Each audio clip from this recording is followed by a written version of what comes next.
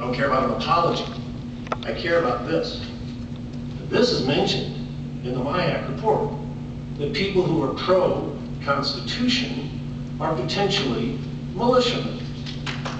Now, if that's not a short circuit, I don't know what is. Well, that's my electrical expert over here. So, we have this report that reads like a grocery store tabloid. It starts off with all the violence. Once you get in there, it kind of waters down. It's not as exciting.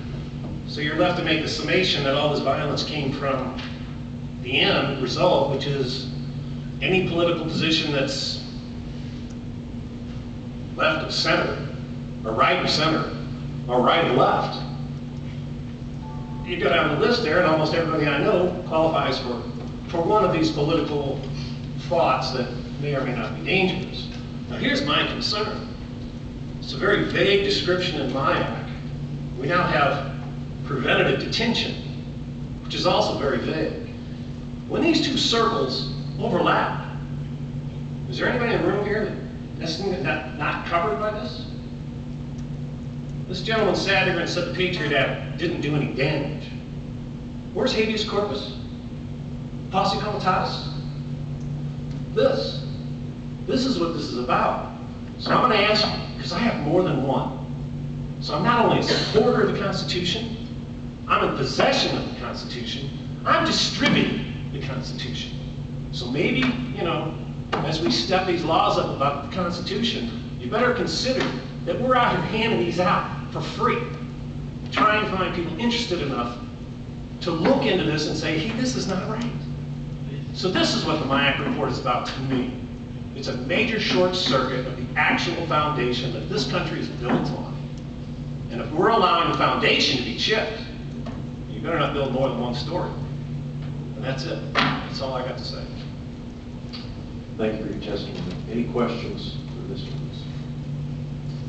Appreciate you very much for being here. Carol, thank you very much. Carol Riess.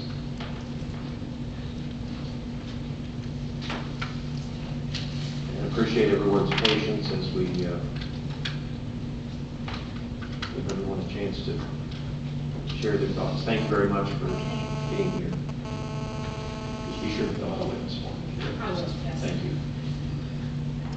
Thank you. My name is Carol Riess. I am a volunteer with Campaign for Liberty and was a Ron Paul supporter when he was running for president.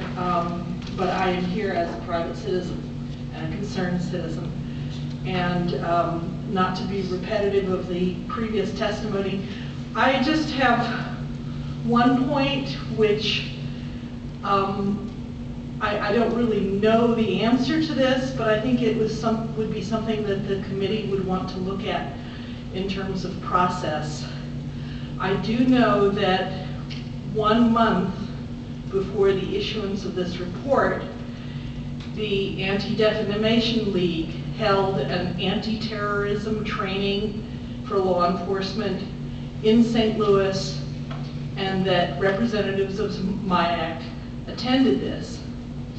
I don't know if that really had an influence, but I do know that much of the information that appeared in this report reflects or is very similar to information that the ADL has on their website.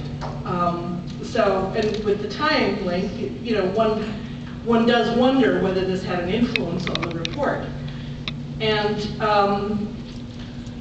I don't know the answer to that question as to whether that really did have an influence. But what I would like to suggest is that the committee look at ways of preventing groups or individual, you know, like what we don't want to have happen is some group or individual who has an axe to grind or has a particular viewpoint to feed false or derogatory information to the MIAC, which then parcels this up and, you know, suddenly it becomes an official report.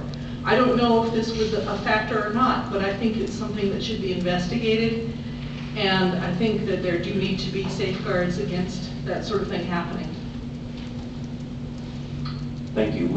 Staff has made note of your recommendations, and we will definitely look into that and see what we can find out. Okay, I've great. heard some concerns to that, but to my knowledge, that's the first reference to an actual organization. Yeah, it was, it's on the ADL's website. They did hold this training, a training meeting right here in St. Louis in late February, Thank you. and MIAC was there.